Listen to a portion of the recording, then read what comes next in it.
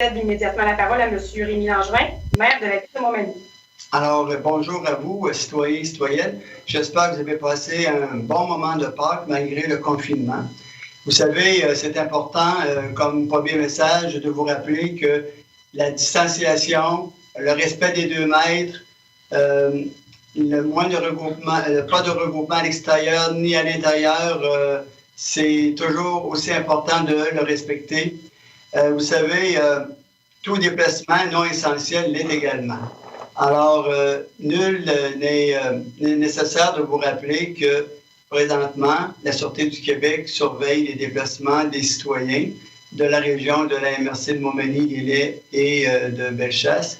Et il y a des amendes assez salées qui sont prévues pour les gens qui contreviennent aux consignes de la santé publique. Ça peut aller de 1 000 à 6 000 $. Donc, je vous invite à être respectueux des consignes que la santé publique nous dicte tous les jours et de respecter également la distanciation sociale. Avec l'arrivée du beau temps, je tiens à rappeler aux citoyens que nos installations sportives extérieures, dont le skatepark et le terrain multisport, sont fermés.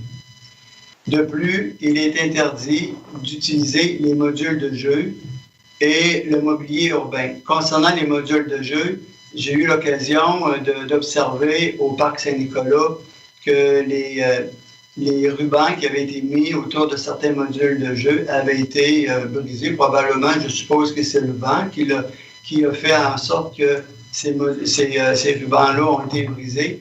Mais je vous rappelle qu'on ne fait pas l'entretien des modules de jeu, on ne fait pas la désinfection. Donc, pour votre sécurité, la sécurité de vos enfants, je vous rappelle de ne pas utiliser les modules de jeu. Par contre, on a maintenu nos espaces verts et le parc dont je viens de mentionner tout à l'heure qu'il y avait des modules de jeu à ne pas utiliser.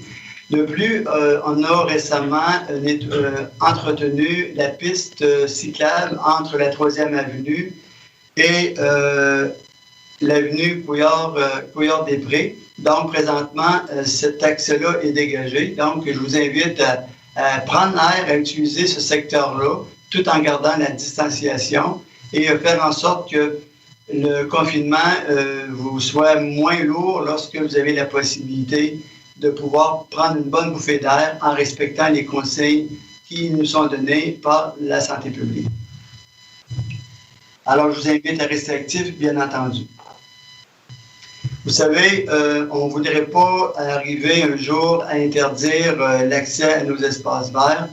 Et par contre, si on voit que c'est plus difficile de faire respecter cette consigne-là, ben, nous serons dans l'obligation de prendre des mesures qui s'imposent pour éviter qu'il se passe des rassemblements comme dans nos parcs et espaces verts. Concernant les camps estivaux, c'est la question que plusieurs parents se posent présentement. Comme bien d'autres municipalités du Québec, la ville de Montmagny a dû reporter la période d'inscription pour ces camps estivaux. À l'heure actuelle, aucune orientation n'a été établie pour la tenue ou non des camps estivaux. Par contre, l'Union des municipalités du Québec ainsi que l'Association québécoise du loisir municipal ont demandé à la santé publique d'avoir des orientations claires à ce sujet. Nous espérons donc avoir des directives qui nous seront données rapidement. Et bien entendu, pour nous, bien c'est important parce que ça implique beaucoup de préparatifs. Vous savez, un peu comme à la surprise de la levée, à la surprise que nos garages ont eu lorsqu'ils ont eu l'autorisation de pouvoir ouvrir leurs opérations, bien nous aussi, on ne peut pas faire relancer tout le processus d'inscription dans un délai très, très court. Donc, c'est la raison pour laquelle on souhaite que des orientations claires nous soient données le plus rapidement possible pour qu'on puisse savoir, d'abord vous informer et s'il y a lieu, bien de se préparer pour les inscriptions. Nous savons que les camps d'été, c'est fort utile pour les familles. Ce sera sans doute un service qui sera jugé important pour les familles lorsque les mesures de confinement seront levées. Alors, nous souhaitons qu'on aura des nouvelles d'ici peu.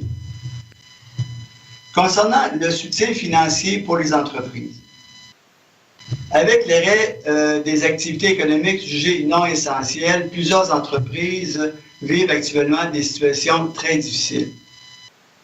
La Ville reçoit d'ailleurs plusieurs appels d'entrepreneurs qui cherchent des solutions et du soutien à la situation qu'ils vivent.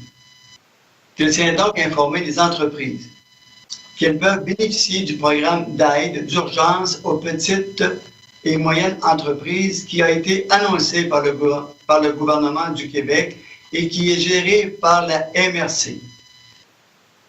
Les entrepreneurs qui font face à un manque de liquidité et qui appréhendent une telle situation peuvent communiquer avec M.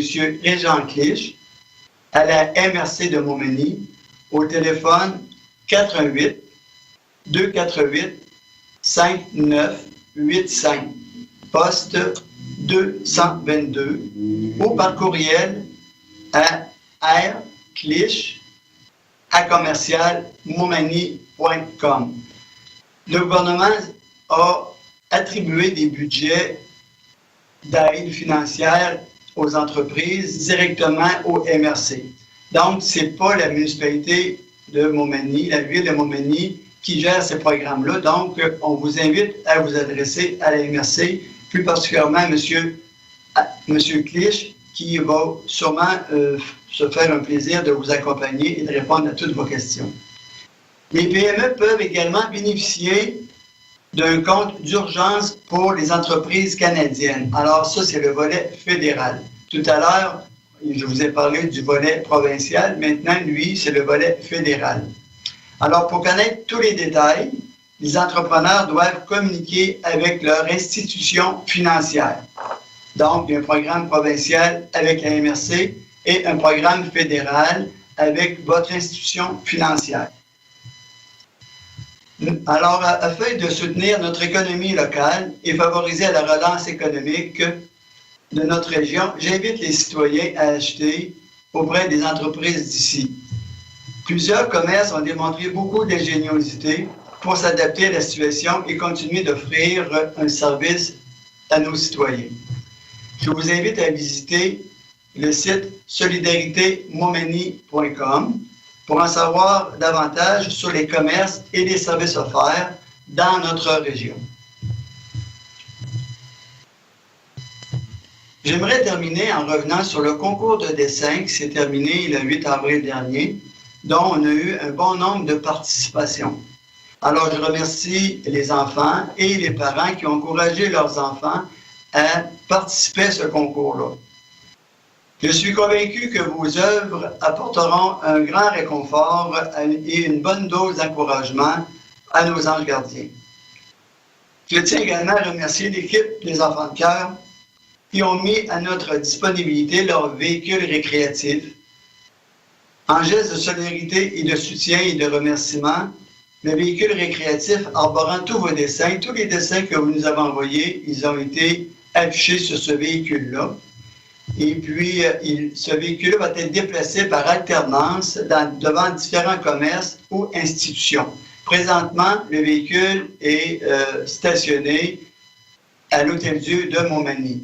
Et je suis persuadé que nos anges gardiens de l'Hôtel-Dieu de Montmagny sont très fiers d'abord de voir vos dessins et aussi de voir cet encouragement-là que vous avez donné en participant au concours. Finalement, je tiens à remercier personnellement les membres du réseau de la santé qui, jour après jour, voient au bien-être de la population. Merci. Merci beaucoup, M. Langevin. Je cède maintenant la parole à M. Félix Michaud, directeur général de la Ville de Montmagny. Merci, M. le maire. À la suite de l'annonce de la prolongation jusqu'au 4 mai 2020 de la fermeture des activités non essentielles dans le cadre de la pandémie, la Ville a dû procéder à une nouvelle vague de mise à pied. Ainsi, en ajout à la mise à pied suivant le 13 mars, qui représentait 28% de ses effectifs, la Ville a mis à pied temporairement vendredi dernier des cadres et employés permanents réguliers, portant le niveau total de mise à pied des effectifs à 35%. Également, la Ville s'assure de maintenir un niveau de qualité de service aux citoyens, mais a dû revoir l'organisation du travail pour assurer le respect des mesures gouvernementales. Ainsi, les citoyens pourraient observer que des employés déployés sur le terrain se trouvent à être deux dans le même véhicule ou à être distancés de moins de 2 mètres pour opérer une manœuvre les empêchant de respecter le 2 mètres. À cet effet, des équipements de protection individuelle seront ajoutés dans certains cas et dans tous les cas, la Ville a émis une directive à ses employés et assure le respect de cette directive qui se réfère aux recommandations émises par la Commission des normes et de la santé et sécurité au travail, la CNESST, et l'Institut national de santé publique du Québec, l'INSPQ, soit des organismes régulateurs, notamment agissant pour la protection des employés dans des contextes de chantier de construction. Également, la mesure annoncée vendredi dernier impliquant l'annulation des événements sportifs et culturels, de même que les festivals jusqu'au 31 août 2020, a notamment pour conséquence l'annulation de l'activité annuelle de la Journée de l'environnement, qui était prévue au mois de mai, dont l'organisation et sa tenue se fait grâce à l'apport bénévole du Comité d'embellissement de la Ville et d'autres partenaires. Aussi, la Ville est également en mesure de confirmer l'annulation de l'ensemble des activités qui apparaissent habituellement dans l'info-loisir pour la session du printemps, soit les activités qui se tiennent pour la période d'avril à début juin. Par ailleurs, la Ville sera en mesure d'annoncer prochainement le maintien, l'annulation partielle ou en totalité, ou le report d'événements estivaux dont la population a habituellement le loisir de bénéficier de façon récurrente annuellement. On peut penser à l'été chaud, la journée de la pêche, la fête de la Saint-Jean-Baptiste, la fête du Canada. Donc, vous êtes au courant de plusieurs activités dont la Ville en est l'organisateur annuellement. On n'en est pas encore rendu au stade de vous indiquer s'il y aura annulation ou tenue de cet événement-là. Donc, ça reste des précisions qui vont mériter qu'on prenne connaissance des futures mesures que le gouvernement nous fera connaître dans les prochains jours. On veut s'éviter de faire des annonces trop hâtives. Finalement, cette mesure affectant les événements sportifs et culturels n'a normalement pas pour effet d'annuler les participations sportives, par exemple, dans les ligues de baseball ou de soccer. Ainsi, tout comme la démarche entamée par l'Association québécoise du loisir municipal pour la question d'obtenir une orientation claire, comme M. le maire nous le mentionnait, face à la tenue ou non des camps de jour estivaux. L'ensemble des associations et fédérations de sport s'activent auprès de leur ministère et auprès de la santé publique pour connaître la ligne directrice qui s'appliquera afin d'en informer leurs membres. Dès que ces orientations seront connues, le service des loisirs, de la culture et de la vie communautaire pourra informer les organismes de sport qu'ils supportent pour bien les accompagner. Également, Camping Québec effectue des démarches similaires auprès du ministère du Tourisme et auprès de la santé publique afin de déterminer pour l'ensemble des campings du Québec ce qu'il adviendra pour cet été. Car comme vous le savez, Montmagny, sur son territoire, on a la chance au niveau de l'offre touristique de disposer de 2 campings. Donc également, ces corporations-là sont en attente d'orientation claire les concernant pour cet été. Donc, tout le contexte d'incertitude invite la Ville à être prudente pour éviter d'annoncer des annulations trop hâtivement et nous tâcherons d'informer rapidement la population dès que le nuage de fumée se dissipera. Merci. Merci beaucoup, M. M. Pierre Boucher, directeur du service incendie et de la sécurité civile de la Ville de Montmagny, va prendre la parole. Bonjour. Je vais prendre juste quelques instants là, pour premièrement vous mentionner que les ressources de la Ville sont encore nettement suffisantes pour traiter la mesure d'urgence actuelle. De même que les risques d'inondation qui sont toujours présents, mais qui sont même maintenant très faibles. Donc, on a encore tout ce qu'il faut là, pour assurer le maintien là, des services essentiels à la population.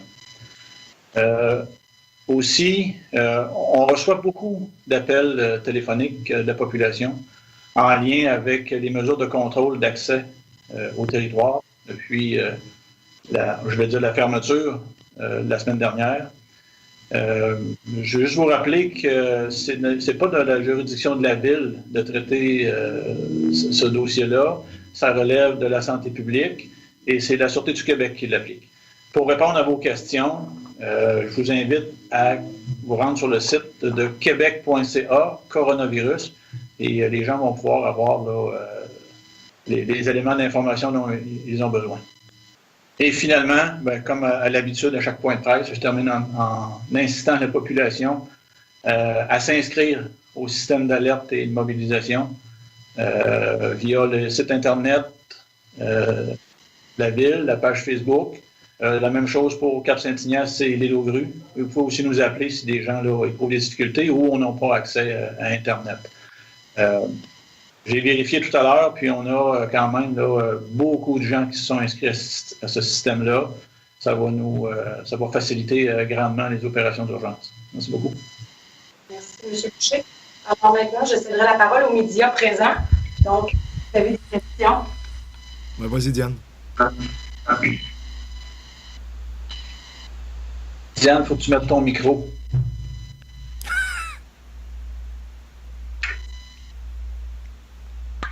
Ah, bonjour. Bonjour. Bon, c'est en rapport avec les mises à pied temporaires dont M. Michaud parlait tout à l'heure. D'abord, je n'ai pas compris le chiffre total, le nombre de personnes qui sont en arrêt de travail actuellement, là. On parle davantage de pourcentage au niveau des effectifs. C'est sûr qu'avec l'annonce le 13 mars, c'était des effectifs au niveau d'emploi saisonniers ou associés au plateau sportif ou culturel que le gouvernement avait demandé la fermeture. C'était aussi les brigadiers adultes qui sont parmi les employés de la Ville face à la fermeture des écoles.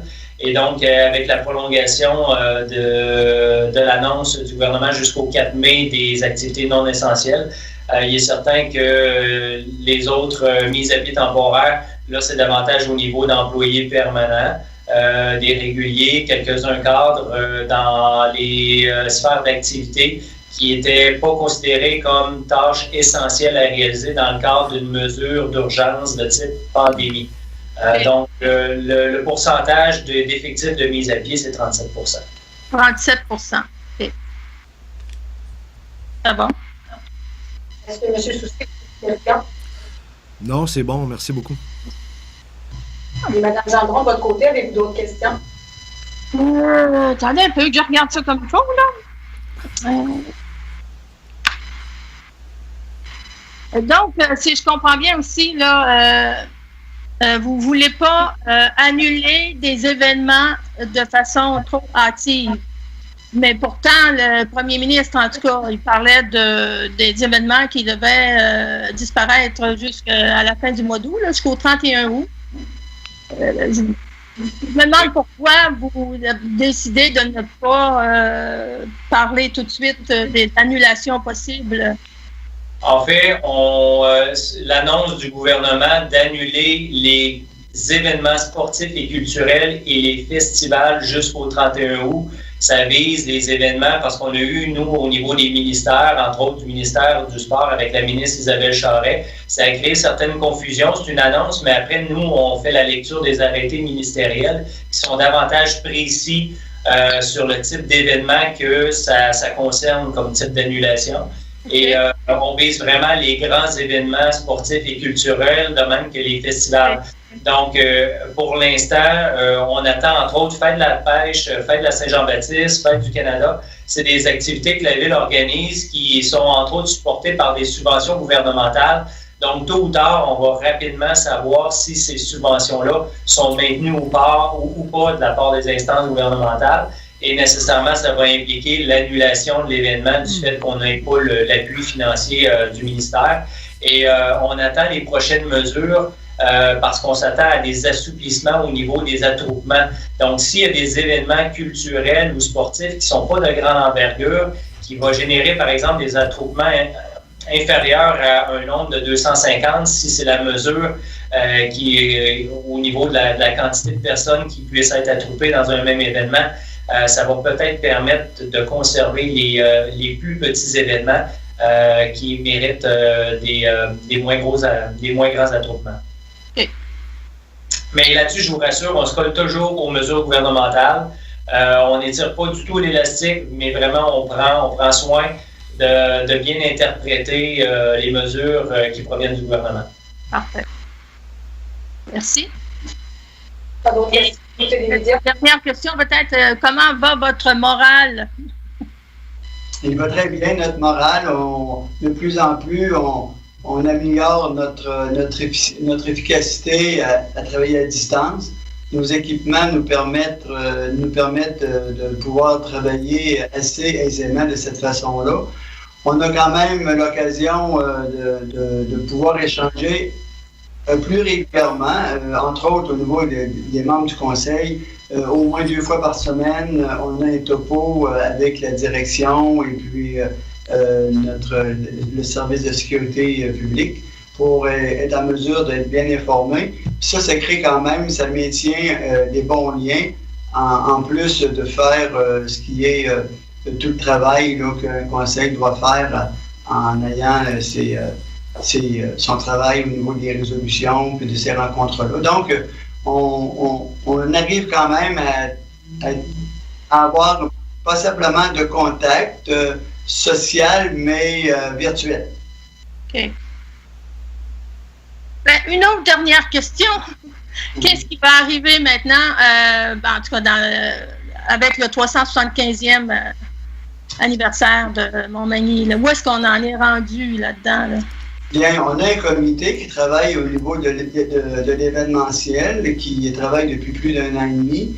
Ils continuent toujours leur travail, leurs préparatifs.